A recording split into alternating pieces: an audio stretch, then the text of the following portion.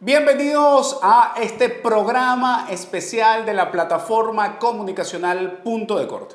Hoy hemos decidido salir en este formato porque vamos a tener una conversación muy especial con Rafael Isea. Rafael Isea fue ministro del presidente Hugo Chávez Frías, pero además fue exmilitar y político miembro del Partido Socialista Unido de Venezuela, egresado de la Academia Militar de Venezuela en el año 1989.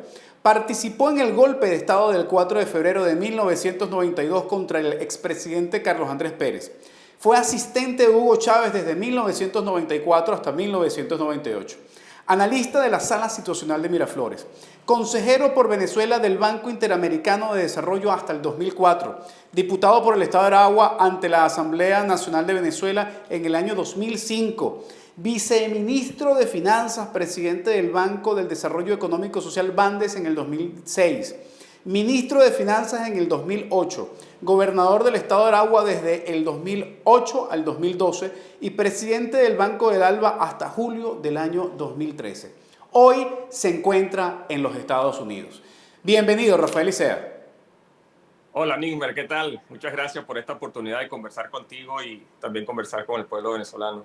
Agradecido que le des la oportunidad a Punto de Corte de poder escuchar, ya después de algún tiempo, la versión oficial, tu versión en relación al hecho de lo que viviste tanto en el proceso de desarrollo del gobierno de Hugo Chávez Frías a el momento de hoy que te encuentras fuera del país y saber un poco las motivaciones de por qué estás en este momento prácticamente en el exilio. Quisiéramos introducir un poco el tema conociendo. A partir de la lectura de este currículum, podríamos definir claramente que fuiste un delfín de Chávez. ¿Podríamos decir eso, Rafael? Mira, podrías decir que fue una de las personas que estuvo con Chávez desde el principio, leal, consecuente, consciente del trabajo que nos correspondía hacer y que cumplió las labores que en su momento el comandante le exigió y le solicitó. Y que, bueno, di lo más que pude y lo mejor que pude de mí para tratar de construir una revolución que verdaderamente fuese la que está reflejada en la Constitución bolivariana, que es una revolución democrática, una revolución verdaderamente respetuosa de los derechos humanos, una revolución que verdaderamente generará felicidad para todo el pueblo de Venezuela.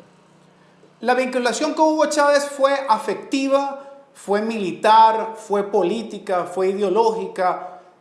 ¿Cómo podrías definir tú la relación con Hugo Chávez? Yo creo que es una relación en distintos planos, ¿no? No solamente el militar, evidentemente uno que perteneció a la Fuerza Armada siempre queda un vínculo militar o una especie de, digamos, relación en términos de grados y de antigüedad, ¿no? Para mí el comandante Hugo Chávez no era solamente Hugo Chávez el político, el líder, sino también el comandante. Eso tenía, por supuesto, su espacio y su tiempo. Pero de igual manera, Chávez para mí fue como un padre, ¿no? Chávez para mí fue como un padre político con quien aprendí gran parte de lo que conozco en política y de lo que hice en política lo aprendí gracias al comandante Chávez. Como padre también me guió, me hizo observaciones, me regañó en algunas oportunidades, me felicitó cuando tenía que hacerlo. Pero sobre todo le agradezco mucho a Hugo Chávez al haberme dado las posibilidades y la oportunidad de participar en la construcción del país, de un nuevo país, ¿no? En la construcción de un proyecto político como el que aspirábamos nosotros desde el año 94. Y, bueno, por supuesto, esa relación se tuvo distintos momentos, digamos, altos, algunos momentos bajos, como toda relación, digamos, padre-hijo, ¿no?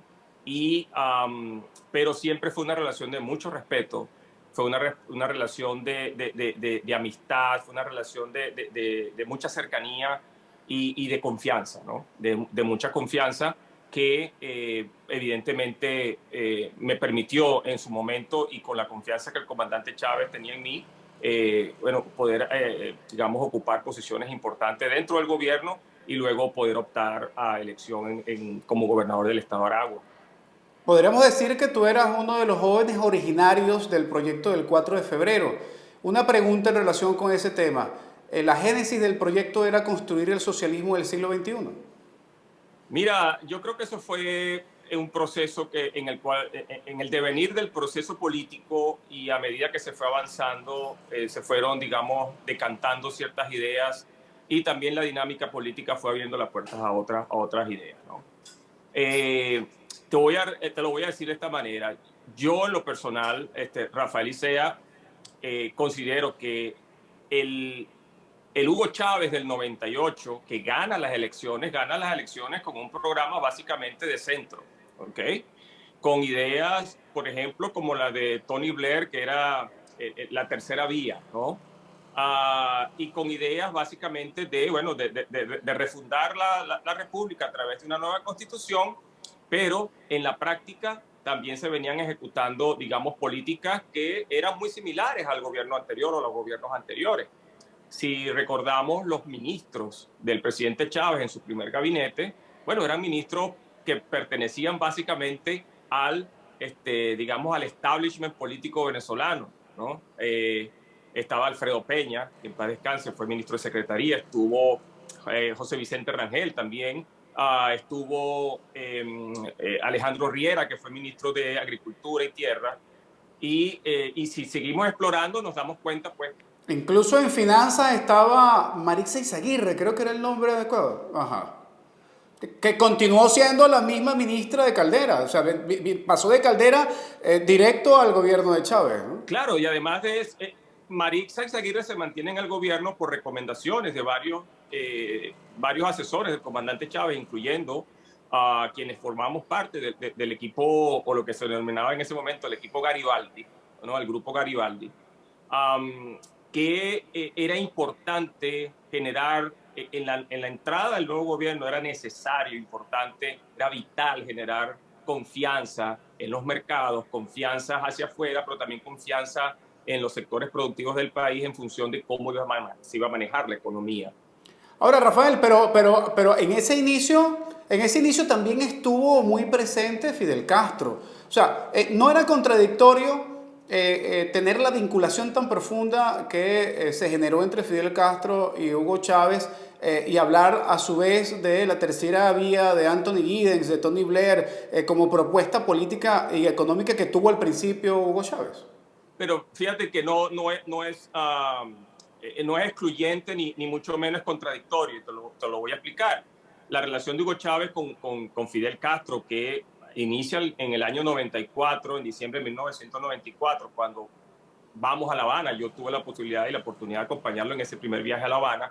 Fuimos en ese viaje él y yo. Y la amistad con Fidel Castro se mantuvo en el nivel fundamentalmente político, ¿ok? En lo personal, pero nunca trascendió a lo que eran políticas de gobierno y mucho menos a ideas y propuestas que pudieran darle espacio digamos, a las propuestas o a las ideas de Cuba. Miquelena y otros ministros se encargaron de evitar que eso sucediera. Ellos evitaron y cercaban las comunicaciones y evitaban la comunicación de Hugo Chávez con Fidel Castro. Ahora, pero te culmino con lo de Marixa Izaguirre, porque no solamente es Marixa Izaguirre. Recuerdo que también durante los primeros meses del gobierno de Hugo Chávez se mantuvo la política del Banco Central de Venezuela, ¿ok?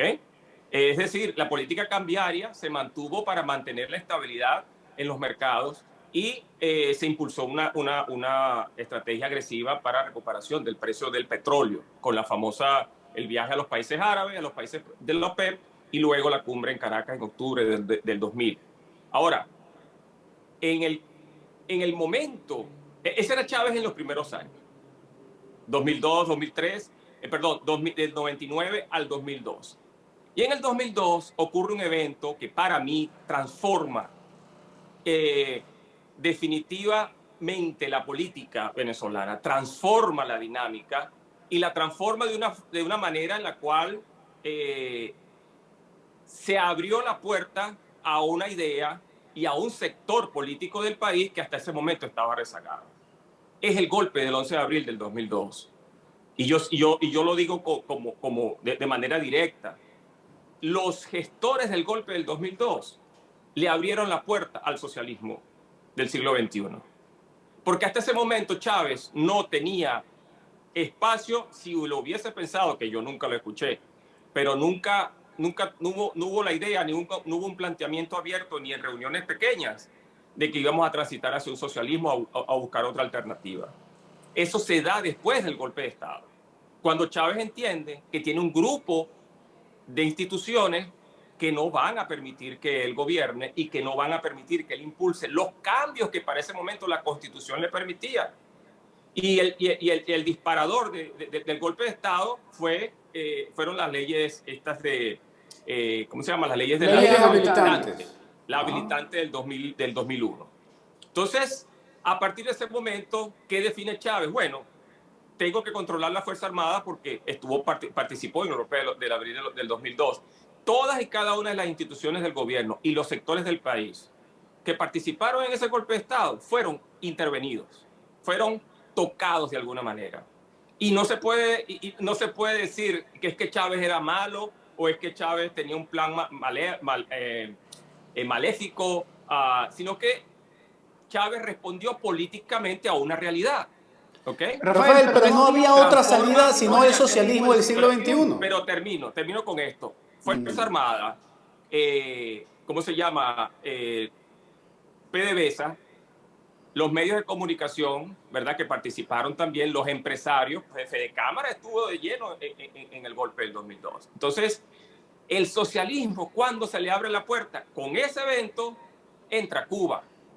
Ahí es donde entra Cuba de manera directa. ¿Por qué? Porque el comandante Chávez, si recordamos, para el 2002 estaba a punto de cumplirse la mitad de su periodo, que según la Constitución del 99 habría la posibilidad de un referendo revocatorio.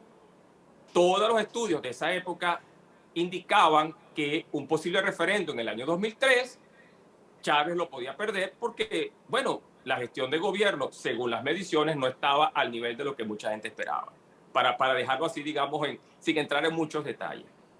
Luego, con la entrada de Cuba y la misión Barrio Adentro, eso se transforma. Y entonces Chávez comienza a subir en los números, se da cuenta de la importancia de estar metido en los barrios, se da cuenta de la importancia de la organización popular, y entonces, de la mano de Cuba, lanza la idea del socialismo del siglo XXI. Lo lanza, ¿ok? Y es allí donde Cuba asume el rol y el peso político y el peso estratégico al lado de Chávez y en la conducción de parte importante de las medidas que se han tomado desde el gobierno venezolano. Por eso es muy fácil hablar de que el socialismo, Chávez era socialista o ya traía el plan del 99. No, yo no lo creo así.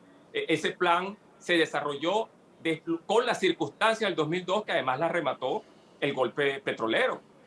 El golpe petrolero que generó toda una serie de desestabilizaciones internas, incluyendo la económica, y que postergó el referendo para el 2004. Ya en el 2004 Chávez tenía una posición diferente, ya tenía fortaleza, y luego de ganar el referendo, empezó el proceso de elaboración de lo que vendría a ser la transformación estructural de esas, digamos, de las instituciones que dentro de Venezuela, en toda su historia, han permitido lo que se conoce también como la cultura del golpismo. Que eso sería todo un tema aparte para conversar. Claro. Chávez lanza la tesis del socialismo del siglo XXI, de la construcción del socialismo a principios del 2005. Recuerdo yo haber estado cercano a un equipo que trabajaba con Diosdado Cabello en la gobernación de Miranda y que estaban ayudándolo a formular y comprender a Diosdado, a entender si era pertinente asumir un paso hacia la suma de esa construcción del socialismo del siglo XXI, porque en el propio equipo de Chávez no comprendían muy bien lo que él había lanzado en aquel momento. Diosdado tardó 2 años en pronunciar por primera vez el socialismo del siglo XXI en algún discurso público.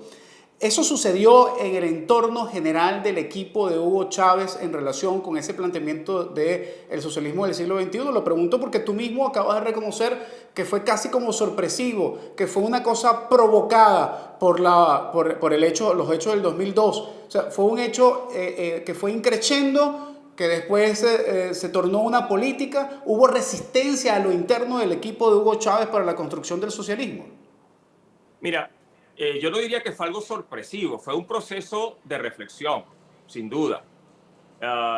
Yo creo que si algo debemos reconocerle a Chávez, entre muchas de las cosas que hay que reconocerle, es que Chávez era un hombre reflexivo.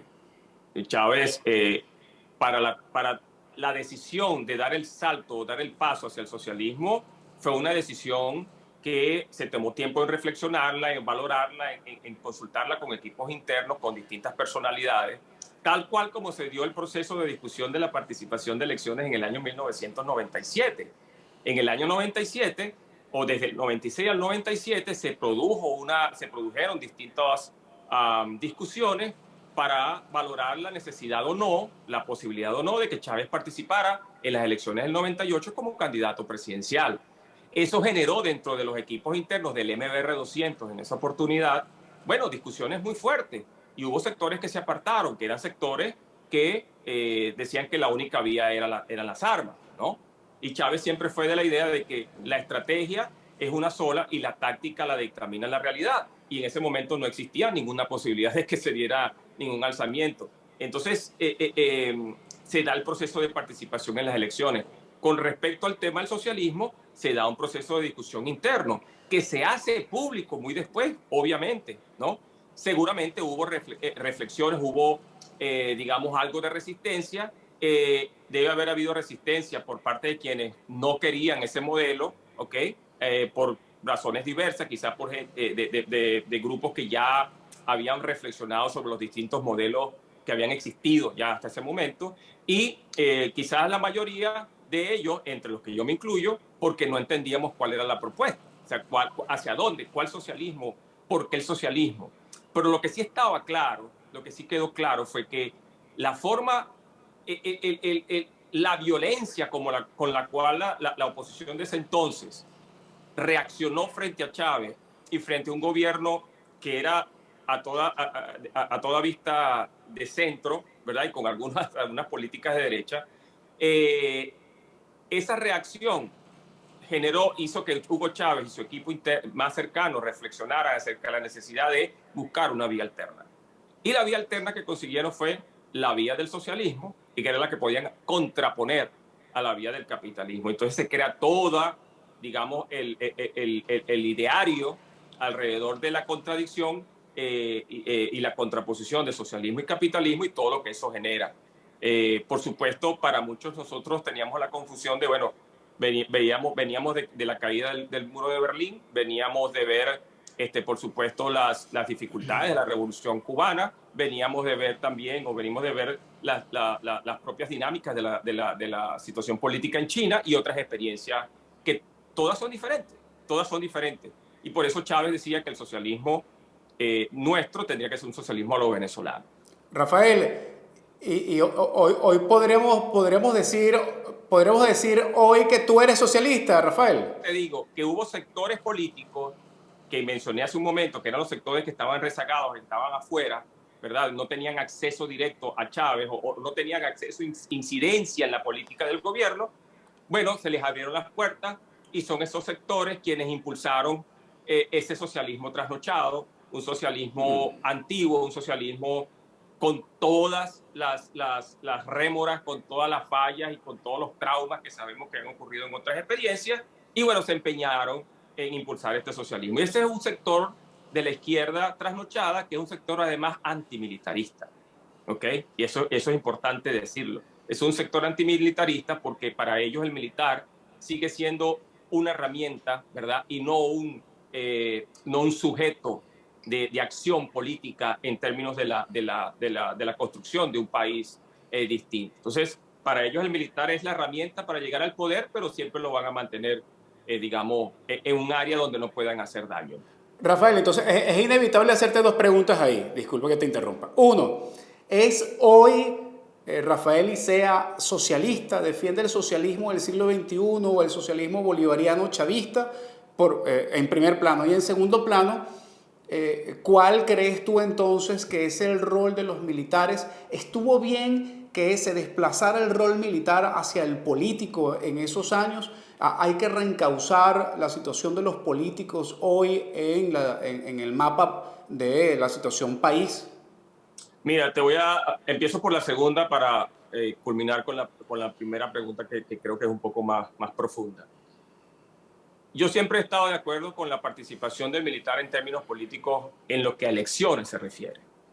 creo que el militar, como en muchas partes del mundo, tiene derecho a votar y ese es su mecanismo de expresión. Pero también estoy consciente de que los militares poseen una herramienta que no posee el resto de la sociedad, que son las armas. Y por lo tanto, creo yo en la necesidad en el futuro de reorganizar y de reorientar lo que serían las nuevas Fuerzas Armadas en Venezuela. Pienso que le ha hecho mucho daño la participación política abierta de los militares en la política. Si un militar desea hacer política, tiene todo el derecho a hacerlo, pero tiene que despojarse del uniforme. Tiene que despojarse del uniforme e ir a la batalla política como el resto de los políticos le corresponde hacerlo. Hugo Chávez aparecía uniformado en algunos actos. ¿Tú estabas de acuerdo con eso, Rafael? Te recuerdo recuerdo en el 2011, Chávez ya estaba convaleciente del cáncer y en una visita a Maracay, Chávez me dice, porque había habido algunos movimientos extraños que forman parte de lo que ocurrió después en el 2013. Y el Chávez, recuerdo que había un militar allí, un general, y le dijo, si usted quiere ser gobernador de Aragua o quiere ser político, quítese el uniforme y vaya y pelee lealmente. Pero no utilice su uniforme para ir en contra de mi gobernador, porque este que está aquí es mi gobernador. Eso fue una visita del presidente Chávez al Hotel Maracay. Eso fue, creo que, septiembre, octubre del 2001. Del 2011. Entonces, de nuevo, el militar en actividades políticas es una desviación que tiene que ser corregida. Rafael, pero Hugo Chávez utilizó el uniforme militar para hacer política. Él se lo ponía. ¿Cómo ves tú esos episodios en donde él utilizó lo cívico-militar como una excusa y una razón para él mismo uniformarse habiendo sido militar y ya no siéndolo de manera activa? Bueno, recuerda que siendo presidente de la República, él tenía el derecho a ponerse el uniforme militar. No estaba violando ninguna ley en lo absoluto. Y de hecho, los días de los desfiles militares, ¿verdad? Los días de la patria, todo oficial y todo militar retirado tiene el derecho de ponerse el uniforme ese día. Así que Chávez no estaba violando ninguna ley y estaba haciendo algo distinto. Lo que pasa es que en el ámbito del liderazgo de Chávez, tú has mencionado una frase que tiene una relación muy importante y que tiene un peso muy importante en términos de la definición del modelo político, que es la relación cívico-militar. Entonces, un modelo cívico-militar, ¿verdad?, significa que una fuerza armada consustanciada, así lo veo yo, una fuerza armada consustanciada con el pueblo, ¿verdad?, en función de defender los intereses del pueblo que están planteados en la Constitución. No están en otro lado, están en la Constitución.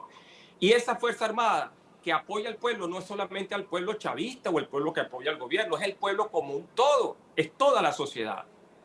Que va a haber sectores opuestos al gobierno, que va a haber sectores opuestos a distintas políticas, que hay sectores que salen a protestar. Bueno, pero ese es el juego democrático. Chávez lo decía muy claramente, nosotros tenemos que convencer que nuestro modelo es el correcto. Pero cuando tú te das cuenta que lo que existe es imposición, y además una imposición por la vía violenta, si no te reduces a lo que yo pido, te atropello y te acabo, y no solamente a ti, voy contra tu familia y voy contra todo lo que tú tengas. Bueno, evidentemente ese no es el modelo político que yo aspiraba, que yo aspiro, ni creo que fuera el modelo que Hugo Chávez aspiraba en su momento. Entonces, ese proceso de transformación se fue dando de manera progresiva y además se fueron generando distorsiones importantes, como por ejemplo el tema de las privatizaciones, el tema de las nacionalizaciones, ¿ok?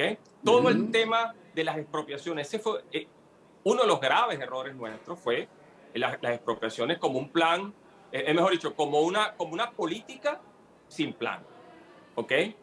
En cualquier parte del mundo hay expropiaciones cuando son de utilidad pública, ¿ok? Pero si tú de la expropiación, detrás de eso no tienes un plan, no tienes una propuesta, no tienes una idea, ¿qué vas a hacer con eso? ¿Se lo llegaste a decir a Hugo Chávez Frías, Rafael? ¿Tuviste la oportunidad de decírselo? Es un error, presidente. Yo se lo dije en una oportunidad. Hubo un evento que ocurrió cuando yo era gobernador. Ese día fue la visita del presidente Lukashenko de Bielorrusia a Maracay se hizo una vuelta por las viviendas que se habían terminado allí en Maracay, y luego, saliendo de la base aérea Libertador,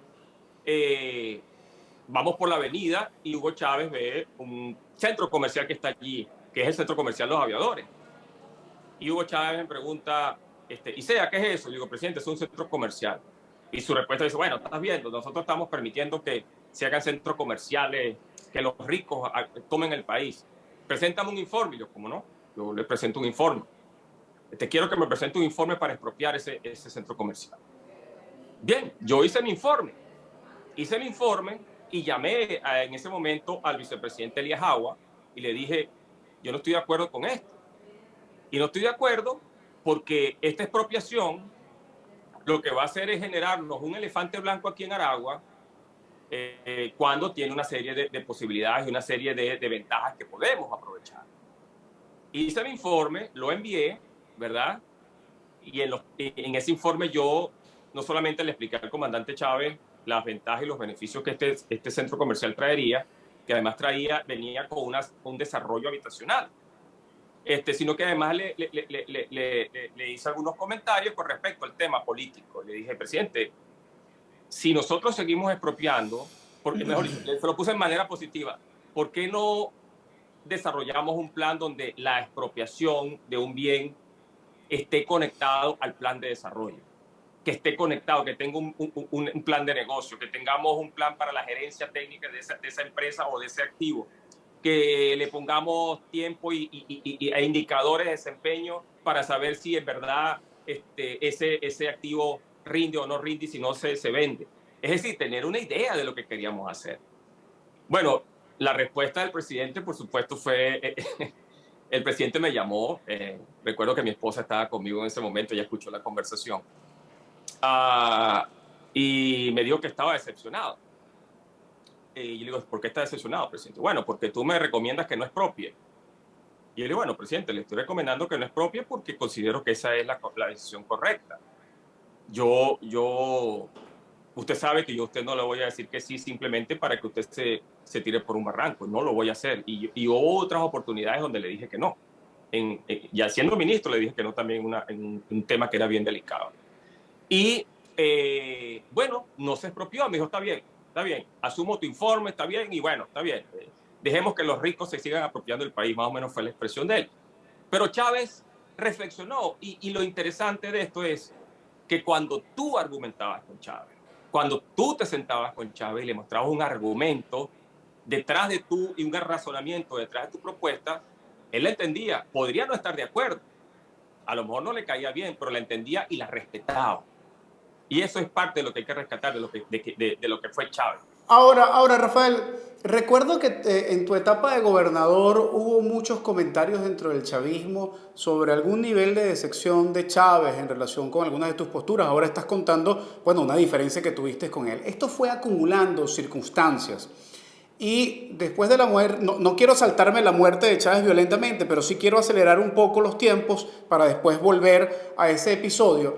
Y quisiera que me narraras un poco la causa de tu salida del gobierno. O sea, ¿qué es lo que sucede después del año 2013, después de la muerte de Hugo Chávez?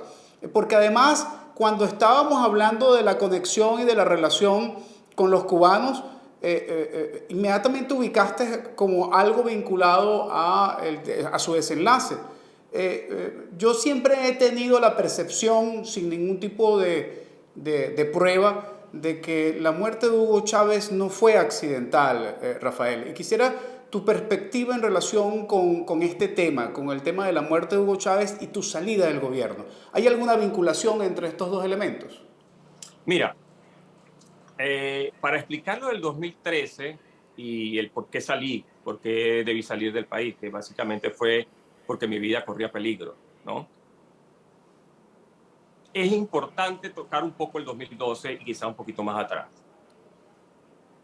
Una vez que Hugo Chávez informa que tiene cáncer, se comenzaron a mover grupos internos dentro del PSUV y también fuera del país. Rafael, déjame hacerte una precisión. En el momento en que se anuncia esto fue el año 2000, finales del 2011, ¿verdad? Mayo 2011. Pero ya se sabía dentro del gobierno que Hugo Chávez tenía cáncer. O sea, te estamos hablando del año 2010. La información que yo tengo es que antes de que él fuera a Cuba, ya se sabía que tenía cáncer. No lo sabía casi nadie dentro del gobierno. ¿Sabes? Te lo pregunto, Rafael, porque yo en el año 2010 estuve en el comando de campaña de Nicolás Maduro. Textualmente, o sea, si quiere que salga Nicolás Maduro a desmentírmelo, o sea, yo estuve en el comando de campaña que tenía montado él en la terraza de Cancillería. Y mi pregunta inmediatamente era, bueno, es que el presidente Hugo Chávez no va a ser candidato presidencial para las próximas elecciones. Y la respuesta que recibí de la gente de ese comando de campaña que estaba ahí montado es que hay un sector que lo está tratando de convencer de que no sea candidato, pero la enfermedad todavía no era pública. Sí, sí, hay indicios, y yo tengo algunos indicios, algunas informaciones, que eso se sabía antes de que el comandante viajara a Cuba y luego anunciara públicamente en el video que todos, que gran parte de nosotros vimos, ¿no? Ahora, pero a partir de ese momento ya se comienzan a generar movimientos mucho más, digamos, más rápidos, se comenzaron a desarrollar planes, ¿no? Para tomas de posición y tomar posiciones para quedar, digamos, de alguna manera, para asumir el poder ante una posible ausencia de Chávez. Yo tengo también información de que el cáncer que Chávez tenía no era operable. Es decir, que ese cáncer en cualquier institución oncológica de prestigio en el mundo le hubiese dicho, no, vamos a tratamiento, pero no se puede operar. ¿Ok? Pero lo operaron. Lo operaron. ¿Quién sabe hasta qué punto esa operación alteró el curso de la historia? ¿Quién sabe si esa operación Aceleró el proceso. aceleró la enfermedad? No sé, ahí sí entramos en el terreno de la especulación. Pero en todo caso, hay que entender, hay que tener muy claro, si no estaríamos siendo ingenuos, que una vez que se anuncia el cáncer de Chávez, se empezaron a mover distintos niveles de poder para quedarse con el proyecto político. O sea, en el momento, va a hacer esta precisión, Rafael, en el momento en que se anuncia, el presidente Chávez anuncia su enfermedad, tú estás afirmando que hubo una inmediata movilización de ejercicio de poder interno para quedarse con el poder. Se empezó a ejecutar un plan, ¿verdad? Y se empezaron a actualizar quizás o a crear nuevos planes para tomar posiciones dentro del gobierno. ¿Y quiénes estaban ahí? ¿Quiénes estaban ahí, Rafael? Déjame hacerte todo digamos, el recuento para que más o menos te podamos precisar eso. No es que hubo un movimiento de desplazamiento directo y empezaron a golpearse. No. En algunos momentos eso se pudo saber públicamente, ¿no? Y creo que en el año 2012 aparecieron algunos reportajes indicando, bueno, que si el grupo de Febrero enfrentaba al grupo de la izquierda, o Nicolás enfrentado con Diosdado, o X, ¿no? Pero en todo caso, yo diría que en ese momento ya la procesión iba por dentro, ¿ok? Y a partir de este momento, por supuesto, en parte de ese plan era, bueno, cómo golpeamos a las fichas de digamos, de los adversarios para poder debilitarlos y nosotros tener mayor preponderancia en lo interno. ¿Ok? Entonces, se inicia un plan. Uno de los planes que se ejecutó fue el plan en mi contra. Ese plan incluyó miembros y participaron de manera directa miembros de la Dirección Nacional, ¿ok? Con apoyo de ministros, con apoyos de generales activos. Rafael, estoy obligado a preguntarte quiénes. Si no quieres dar nombre, lo comprendemos. Mira, miembros de la Dirección Nacional que me acusaban de corrupto, ¿ok? Porque decían que, bueno, que en su momento yo, ¿cómo se llama? Que ellos no se explicaban cómo yo había comprado una casa como la que tenía y donde vivía en Cantarrana, en Maracay. Ese por lo menos era uno de los argumentos. ¿Y cómo la compraste? Hay algunas personas que participaron en ese plan que han fallecido. No quiero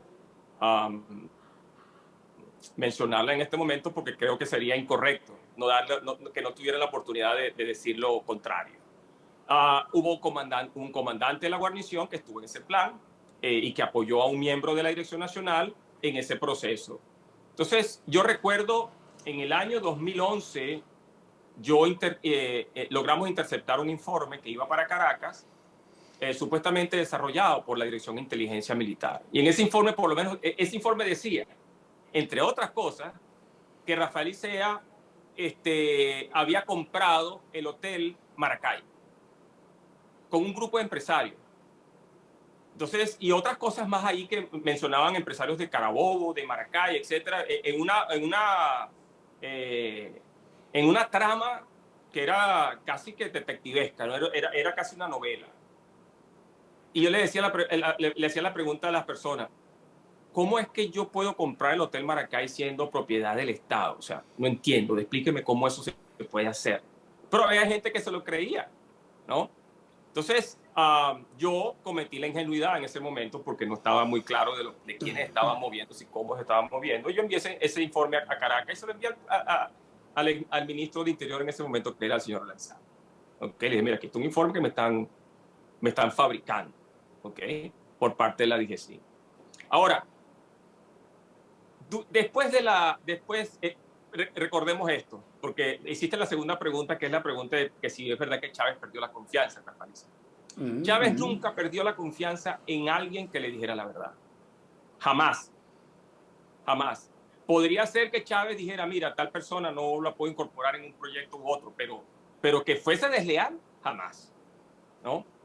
En el año 2008, siendo yo ministro de Finanzas, estábamos haciendo la emisión de bonos, la emisión de deuda del año 2008 para financiar el presupuesto. Esa emisión de deuda en ese momento era aproximadamente, creo que 3.000 millones de dólares, ¿verdad? Que era suficiente, pero la demanda subió a 8.000, 9.000 millones de dólares, ¿ok? Lo que estaba requiriendo el mercado. Tú sabes que cuando se emite deuda, y en este caso esa deuda se iba a emitir a través de Londres, esa deuda, una vez que tú inicias el cronograma, no puedes detener. Tienes que seguir y tienes que, digamos, firmar y hacer la emisión completa la semana siguiente. Entonces eso empezó un lunes y terminaba un lunes. El día domingo Chávez me dice, en el aló presidente, después del aló presidente me dice, yo le informo, estamos listos para la emisión mañana, son 4.000 millones de dólares, por esto y aquello. Él más o menos le informé. Y él me dice, ¿por qué no podemos emitir 6.000 millones? ¿Por qué no podemos emitir 8.000 millones? Entonces esas preguntas, por supuesto, me generaron dudas, pero bueno, déjeme analizar. Al día siguiente, va a ser el cuento corto, Chávez me llama, me dice, quiero que se haga esta emisión así, quiero que emita 6.000 millones. Yo le digo, no puedo. Y me dice, ¿cómo que no puedes? No puedo, ya la emisión se hizo. Me dice, ¿con permiso de quién? Porque usted me autorizó el punto de cuenta, ¿verdad? Donde la emisión se debía hacer. Y usted sabe que eso no se puede parar. Después de toda una discusión, bueno, una conversación muy dura, me pidió un informe. Me dijo, me entrega un informe, si ese informe no me satisface, estás despedido. ¿Cómo no, presidente? Como usted quiera. Le hice mi informe y se lo entregué. Se lo envié como a las 5:30 de la mañana y a las 7:30 regresó el informe diciendo, muy bien, Icea, aprobado, te felicito. Lo cual demuestra de nuevo que con Chávez tú argumentabas. Estamos hablando del mes de abril, marzo-abril del 2008. Entonces, y por supuesto, de ahí se generaron toda una serie también de enemigos, ¿no? Pero bueno, el plan en mi contra implicaba entonces generar una distancia entre Chávez. Lo primero que tenían que hacer era separarme de Chávez, ¿verdad? Y lo intentaron. Y luego, por supuesto, atacarme a mí directamente. Nunca se atrevieron a atacarme mientras Chávez estuvo vivo. Nunca lo hicieron. En el año 2012, en el desfile de la victoria, Hugo Chávez me lanza la reelección de la gobernación de Aragua, primer gobernador del chavismo que Chávez lanzaba a la reelección. 12 de febrero de 2012. Eso está grabado, es público. Luego, durante ese mismo año y años anteriores, esto lo digo para que la gente, y sobre todo la gente del chavismo, que se me ha acusado de traidor y se ha dicho, como tú mencionaste, que a mí Chávez perdió confianza en mí y por eso no fui candidato a la reelección. Yo fui miembro del Consejo Federal de Gobierno, ¿ok? Durante 2 años, probablemente 2 años porque empezó en el 2011, como uno de los representantes de los gobernadores. Para entrar en ese grupo, eso tenía que ser aprobado por Chávez. En el 2012 fui durante todo el año. Fui miembro del Consejo General de Policía, donde había un solo gobernador y un alcalde. Me acuerdo que era el alcalde José Luis Rodríguez de Miranda, en uno de los municipios de Miranda, y yo como gobernador. Y eso fue ratificado por Chávez en el 2012. Y así como ese tuvo una gran cantidad de responsabilidades. Entonces, ¿cómo es que Chávez me mantuvo en esas responsabilidades, pero a la misma vez había perdido confianza? Quienes conocimos a Chávez sabíamos y sabemos que cuando Chávez perdió la confianza lo hacía de una vez y movía a la gente. Y aquí paso al evento, digamos, final. Hay unos detalles que me voy a reservar, pues son medio delicados, pero debemos recordar que a mediados, durante la campaña presidencial de Chávez, Chávez menciona y nombra como candidato, los designa como candidato, a Nicolás Maduro, a Elías Agua y a Tarek El Aissami. Como candidatos a la gobernación de Carabobo y de Miranda, ¿no? Sí, así es, lo recordamos. Táchira, eso es un evento, esto es un hecho público, ¿ok? Ajá. Después podremos, en otra oportunidad, si Dios quiere, podríamos hablar del por qué sucedió eso. Pero tenía que ver con esos movimientos internos, ¿no? Y informes van de aquí para allá, informes van de allá para acá. En medio de todo eso, Chávez y yo mantuvimos ciertas conversaciones, tanto en sus visitas abiertas en campaña y otras, la que te comentaba, el Hotel Maracay y otras cosas, en otras visitas, pero también algunas visitas privadas que él hizo, que no llevaba caravana ni comitiva, llevaba 2 vehículos de seguridad y estaba él. Y una de esas me pregunta Chávez, ¿cómo está la candidatura para la gobernación? Y yo le dije, mire, presidente, nosotros ganamos la reelección, pero le voy a decir lo siguiente. Si yo gano la reelección, no es contra la oposición, es contra la resistencia interna del partido. Y el presidente me preguntó, ¿cómo es eso? Y se lo expliqué. Y eso lo dejó muy preocupado. En ese mismo febrero del 2012, luego del desfile, nos fuimos a casa de una compañera diputada en ese momento y Aristóbulo, que en paz descanse, me dice, Isea, te están acusando de corrupción en la Dirección Nacional. Y yo dije, ¿quién? Tal persona, tal diputada. Ok, llamé al presidente Hugo Chávez y le dije, mire, mi cuate, yo necesito ir a la Dirección Nacional a pedir un derecho de palabra. Me dice, ¿por qué? Bueno, porque la diputada tal me está acusando de corrupción. Me dice, eso no puede ser, eso es muy grave. Y bueno, tengo su permiso. Me dice, sí, anda, tú tienes que defenderte. Y fui a la Dirección Nacional y presenté todos mis argumentos. Y al final hubo una decisión por parte del presidente a un ministro en ese momento para que esa diputada saliera, iba a ser embajadora no sé dónde, y ninguno ejecutó el plan, porque era parte de toda una componente, ¿no? Bueno, le expliqué todo eso, nos volvimos a ver en Maracay durante el 2012, nos vimos 2 o 3 veces más, y en la campaña, la última vez que el presidente fue a la campaña, que por cierto durmió en mi casa, esa vez durmió en mi residencia, y fíjate tú, dice que Chávez no tenía confianza, pero durmió en mi casa. Ese son el tipo de cosas que yo quiero contrastar, ¿no? Y en esa conversación yo le retomo el tema a Chávez y le digo, mire, yo no quiero ir a la reelección. Porque este triunfo va a ser mucho más perjudicial que beneficioso, tanto para el partido como para mí. Y yo no quiero ser gobernador por encima no quiero estarme entrando a golpes con la Dirección Nacional, miembro de la Dirección Nacional. No creo que sea mi rol, pero bueno. Y lo discutimos y así lo acordamos. Yo lo acordé con el presidente Chávez, no vamos a la reelección. Y le dije, ese espacio está para usted. Usted decida quién va. Cuando Chávez gana el 7 de octubre, que nos llama muy contentos, gana la reelección, después de felicitarme y conversar un rato, le dije, mire, por cierto, mi comandante, recuerde la conversación que sostuvimos, la gobernación de Aragua está abierta para usted. Y así se dio. Y el día martes, cuando se anuncian las candidaturas, a mí no me sorprendió que no estuviera. No me sorprendió que no estuviera. ¿Ok? Y, por supuesto, a partir de ahí se empezaron a desarrollar una serie de eventos. Y designan el Aizami como mi sustituto. Que no es como él dijo en una oportunidad, que lo habían mandado a Aragua porque es que tenía que sustituir a un hijo que había traicionado a Chávez. No, lo enviaron a Aragua por un tema muy personal de él, con su familia, sus hijos, que le ameritaba estar muy cerca del Hospital Cardiológico de Caracas.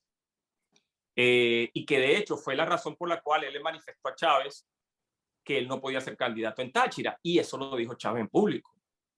Tarek me ha pedido, él no puede ser candidato aquí, yo lo entiendo y lo respeto. Buscaremos otro candidato. Eso lo dijo Chávez en un discurso abierto también. Entonces, digamos, para cerrar todo esto, toda la acusación, todos los señalamientos en mi contra, todo lo que se dijo contra mí, tiene y tuvo un fin fundamental. Generar escarmiento, en primer lugar, ¿verdad? Para cualquiera que osara alzarse contra Maduro o que osara ir contra las políticas. Un escarmiento para el 4 de febrero porque yo vengo del 4 de febrero y ese, digamos, era el sector con mayor, el sector que más temor este grupo de la izquierda, yo le llamo la izquierda trasnochada, tenía con respecto en la disputa por el poder. Rafael, fíjate, nos va quedando poco tiempo. Dos elementos, un elemento adicional, dos eventos. Uno, fallece Hugo Chávez y me designan, me piden que me vaya a Chile como embajador. Y yo le dije que no. Yo sabía que me iban a sacar del juego, porque mira, yo no voy a ir a Chile. Yo creo que debo estar aquí en el país. Mi rol está aquí, mi puesto está aquí, y este es un momento para llamar a la unidad del liderazgo del chavismo, oye, porque esto es un evento fundamental, un evento muy grave para nosotros, es la pérdida del líder. Pero bueno, no, así no se dio. Pero, de nuevo, si es que Chávez verdaderamente me sustituyó porque yo había perdido la confianza y era un corrupto, ¿por qué me nombra en el Banco del Alba? Claro. Me nombra Nicolás Maduro en el Banco del Alba.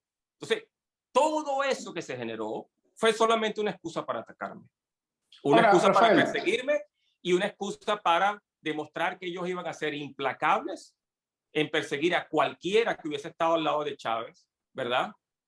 Con los medios que ellos tuvieran disponibles, incluso atentando contra la propia familia, para, bueno, lograr su objetivo, que era al final quedarse con el poder. Fíjate, nos queda poco tiempo, pero hay muchas preguntas. Por eso te voy a pedir que avancemos y tratemos de ser mucho más puntuales en las respuestas. Ahora, fíjate, entonces, sé que era lo posible, lo que pasa es que esa tendencia de los herederos de Chávez a encadenarse es una cosa crónica, ¿no?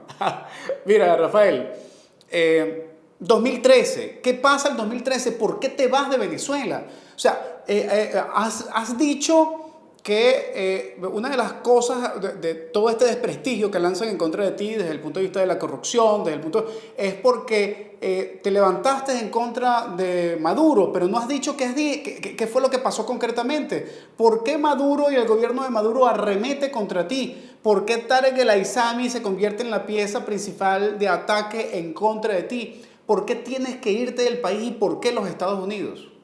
Mira, ahí hay elementos y preguntas que quizás la tienen que responder ellos, ¿no? Yo tengo indicios del por qué, ¿no? Y uno de los indicios es lo que te comentaba de lo que ocurrió en el 2012, que es un tema que es delicado, que yo me reservo para en caso de que tenga que hacerlo público, pues que tenga que responder.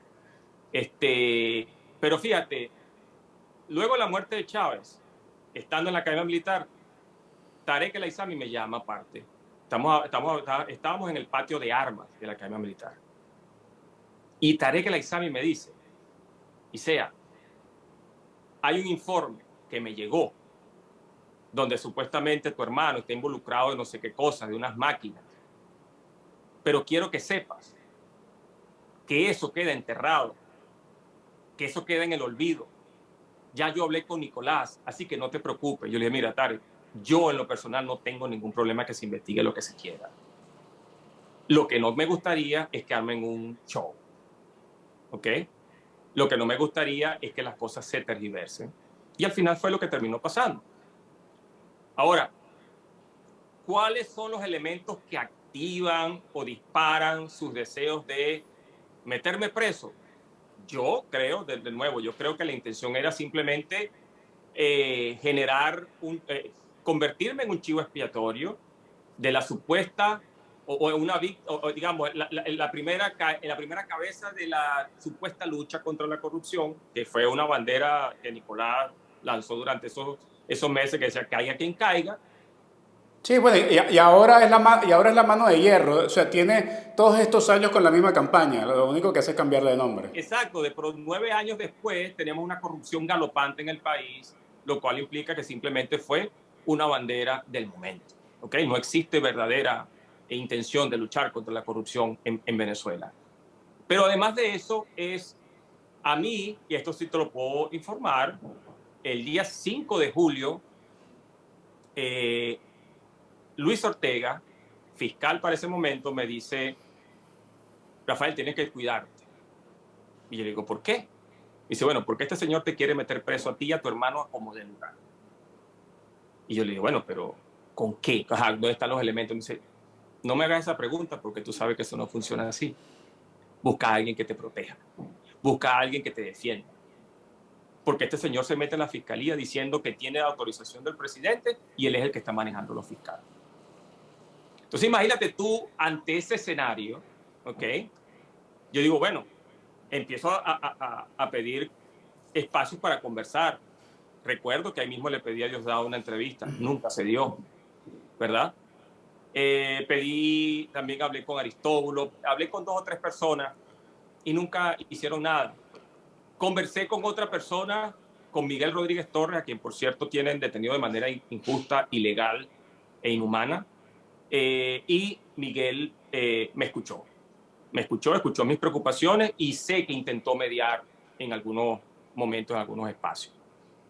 Pero cuando yo me di cuenta que estaba fundamentalmente solo, cuando entendí que era simplemente yo contra Tarek y quién sabe quién es más, ¿ok? Porque al momento parecía que era solamente Tarek, después me di cuenta que no, que había mucho más allá. Dije, bueno, si me quedo aquí me acaban y me van a acabar porque ya yo era culpable antes de cualquier acusación, antes de haber que fabricaron los expedientes, antes de cualquier cosa yo era culpable. Entonces, por lo tanto, en la situación de Venezuela, que conocemos además la situación del sistema judicial, era imposible que yo pudiera defenderme de manera transparente. No, yo iba a ser parte de un show humillante, y aquí está el hijo de Chávez que lo traicionó, va preso, y bueno, y después de eso, la información que yo tengo venía mi liquidación física. Esa es la información que yo tengo. ¿De parte de quién? ¿De parte de quién? ¿De parte del gobierno de Maduro? Había un sector que me quería ver muerto. Un sector del gobierno que me quería ver muerto. Entonces, y utilizaron algo que es muy grave dentro del chavismo, que es llamarlo a uno traidor a Chávez. Esa es una de las acusaciones más graves que tú podrías hacer dentro del chavismo. ¿Ok? Que por cierto, el chavismo no es el que está gobernando el país. Está gobernando el madurismo. El chavismo está en los corazones del pueblo que todavía espera. Pero Maduro lo escogió Chávez. Rafael, Maduro lo escogió Chávez y se dice chavista. Está bien, pero es que no podemos, digamos, culpar a Chávez y decir que fue que Chávez se equivocó. Todos cometemos errores sin duda, pero quien yo creo que se equivocó fue Maduro, que no supo entender la misión que le dio Chávez y no supo entender el momento histórico que le correspondía jugar. Y lo asumió como un tema muy personal y ahí estaba. El país es producto de eso, no es producto de otra cosa. Hay elementos externos que afectan, Sí, hay elementos que afectan. Hay elementos que han exacerbado, como las sanciones. Sí, las sanciones económicas han exacerbado la situación del país, pero las sanciones no explican la situación del país. Rafael. Ese es un problema fundamentalmente político. Entonces, terminando con esa parte, bueno, tengo que salir del país y yo primero salí a Dominicana. Y en Dominicana estuve con mi esposa y mis 2 hijos desde julio hasta septiembre. Mira, buscamos trabajo, estábamos empezando a trabajar, habíamos alquilado una casita, ya los niños estaban en su escuela. Yo jamás tuve planes de salir de Venezuela, jamás tuve planes de abandonar el país, jamás tuve planes de dejar el proyecto político, pero no me quedó otra, no me quedó otra y nadie iba a llorar por mí. Muy poco, mi mamá sí, seguro, mi mamá y mi familia, pero del resto, nadie iba a velar por mí ni iba a llorar por mí.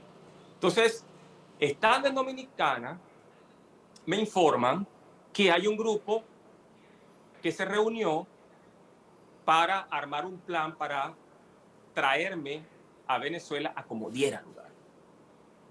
¿Ok? Estamos hablando ya finales de agosto, principios de septiembre. Estamos hablando de una, ¿qué? De una brigada especial, de un operativo de secuestro.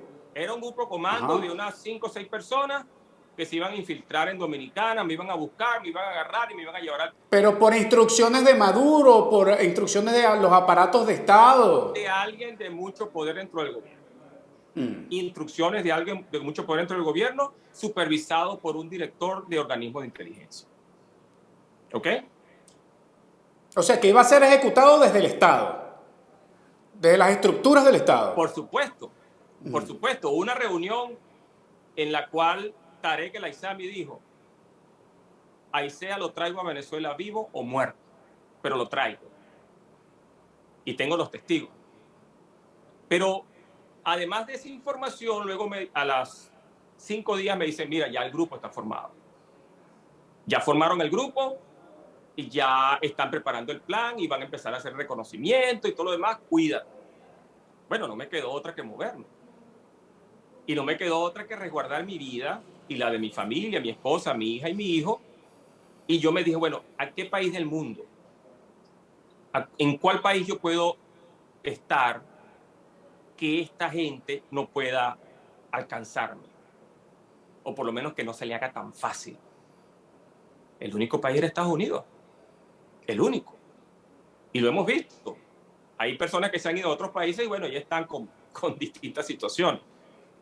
Entonces, yo decido, digo, bueno, estoy solo, me dejaron solo, me quieren ver muerto, velo por mi vida y por mi familia. Creo que todo el mundo, o creo que cualquiera hubiese hecho lo mismo.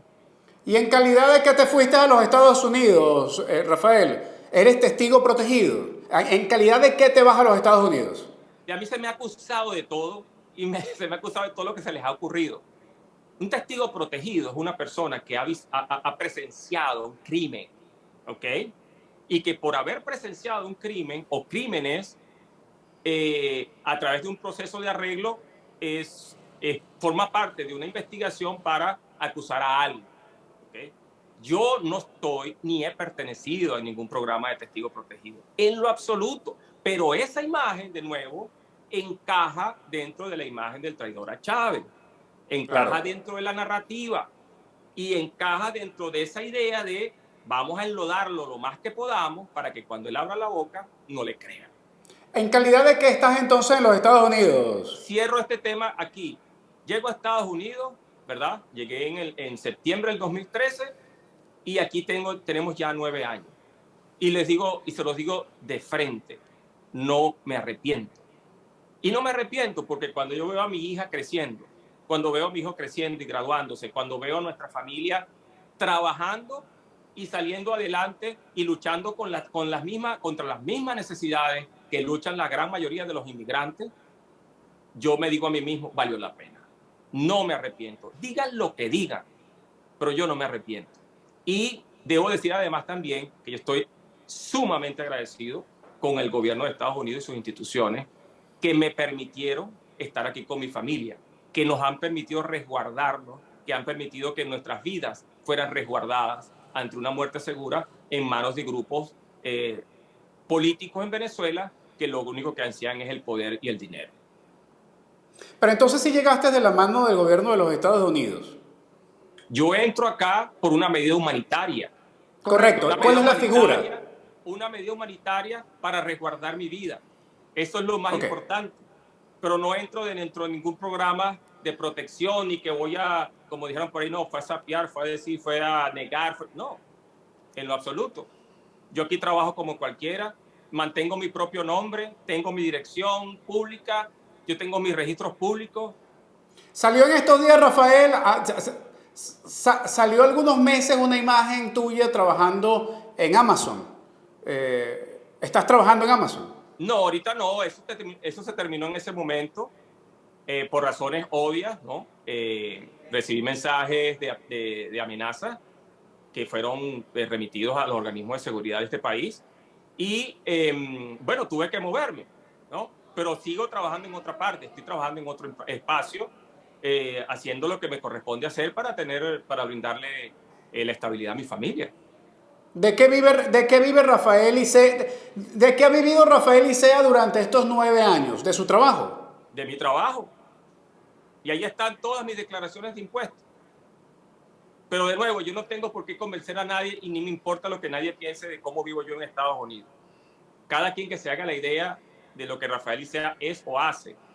Yo estoy muy tranquilo con mi conciencia de lo que hago y de quién soy, Fíjate ¿no? una cosa, Y me Rafael. siento muy contento en este momento, nos sentimos muy contentos bueno, porque estamos avanzando y porque seguiremos avanzando como familia. Rafael, tú tuviste la oportunidad de tener la información a tiempo y tomar la medida para irte del país. Pero ni Baduel ni Rodríguez Torres pudieron hacerlo. ¿Cuál es tu opinión en relación a estos dos casos, en especial Baduel? Porque te he escuchado defender con mucha lealtad a Hugo Chávez Frías, pero Baduel fue un preso político de Hugo Chávez Frías. Cuando se produjo el fallecimiento del general en jefe Raúl Isaías Baduel, yo lo expresé por vía Twitter y me causó un gran dolor. Me causó un gran dolor, primero, porque para mí no existe nada por encima de la dignidad del ser humano. Nada, absolutamente nada. No puede existir ningún poder en la tierra que vaya por encima de la dignidad del ser humano. A Baduel se le atropelló como ser humano, se le atropelló como general de la República, se le humilló, se le degradó, se le violaron los derechos de manera consecutiva, de manera sistemática, y hasta al final lo llevaron a la muerte. Lo mismo, no lo mismo, pero similar ha sucedido con Miguel Rodríguez Torres, pero también ha sucedido con otras decenas de militares. Yo en verdad siento vergüenza de que los militares de nuestro país hayan permitido que esas cosas ocurran bajo la excusa de que esos son traidores. Hay una constitución. El proyecto que yo defiendo es la Constitución del 99. Tú me decías hace un momento que si yo defendía el chavismo o defendía el socialismo del siglo XXI. Permíteme hacerte la pregunta porque con eso iba a concluir. ¿Sigue siendo Rafael Icea chavista, antiimperialista y socialista? Mira, Rafael Icea es esencialmente el mismo del 94, que caminó al lado de Hugo Chávez. Cuando muchos de los que hoy ostentan el poder y disfrutan y usufructúan el poder, ni siquiera se acercaban por vergüenza o por miedo. Yo soy el mismo que caminó al lado de Hugo Chávez construyendo la agenda alternativa bolivariana, que construyó la opción para la vía democrática del año 97, que lo acompañó en el proceso electoral del año 98, que lo acompañó en los primeros años de gobierno, que apoyó a Hugo Chávez en los distintos espacios donde tuve la oportunidad de participar, que apoyó y movilizó hasta donde pude para la construcción y la creación de la Constitución del año 1999. Yo soy el Rafael Icea del respeto a los derechos humanos. Soy el Rafael Icea del respeto a los campesinos, a los trabajadores, del respeto al debido proceso, del respeto al derecho y a la presunción de inocencia. Yo soy el Rafael Icea defensor de un sistema educativo de alto nivel que prepare a los venezolanos hacia el futuro como sociedad. Yo soy el Rafael Icea que defiende la necesidad de un sistema de salud donde todos tenemos la oportunidad de mantener nuestra salud física y mental. Si lo quieres poner de alguna manera, yo soy Rafael Icea del chavismo originario. ese que acompañó a Chávez desde el principio. Yo me declaro chavista originario, si lo queremos ver así. Defensor de la Constitución de 1999, que además creo que es el plan que se debe trabajar y con el que debemos trabajar para empujar las salidas que el país necesita. De última pregunta, Rafael, nos extendimos en el tiempo, estoy seguro que ha valido la pena, pero de manera muy puntual, si tienes a Maduro en este momento de frente, ¿qué le dirías? Que abra los espacios para la participación democrática del país, que no le tenga miedo a eso, que dejemos de lado la idea de la permanencia eterna en el poder, que se le está haciendo mucho daño al país y daños irreparables, daños estructurales que van a durar mucho tiempo, va a costar tiempo y esfuerzo y dinero para recuperarlo, que no vale la pena sacrificar al país simplemente para él mantenerse en el poder y mantener en el poder a quienes lo rodean. Tiene una gran oportunidad para el 2024, ¿sabes? Tiene una excelente oportunidad para demostrar verdaderamente que tiene algo de corazón democrático, que permite una participación democrática abierta, que permite una participación sin persecución, sin estar descalificando candidatos, sin estar utilizando las instituciones del Estado para sacar candidatos de la contienda, que se respete que cada candidato y cada candidata haga la campaña que tenga que hacer. Pero no solamente a Maduro. Yo también le tengo un mensaje a la oposición venezolana. Ya hay que dejar el golpismo de lado. El golpismo no va a resolver el problema en Venezuela. Chávez desmontó las estructuras del golpismo en Venezuela. Y eso es otro tema para discutirlo. Pero en Venezuela no hay otra vía que no sea la negociación política y la elección democrática. Quien esté añorando o soñando con una vía distinta, no solamente está perdiendo el tiempo, sino que además está pensando y aspirando a un grave daño adicional para el país. Esa es mi posición. Bueno, Rafael, muchas cosas quedan en el tintero, miles de cosas por preguntarte. Seguramente esto demandará, después de evaluar seguramente las reacciones de esta primera entrevista, una segunda parte en donde podamos profundizar algunos de estos temas que hemos abordado de manera muy superficial. Muchísimas gracias por este contacto, Rafael. No, gracias a ti, Nime, gracias a todos. Un gran saludo. Fue Rafael Icea, ex ministro de Chávez y como él mismo se ha denominado, chavista originario. Será hasta una próxima entrevista y trabajo especial desde Punto de Corte Televisión.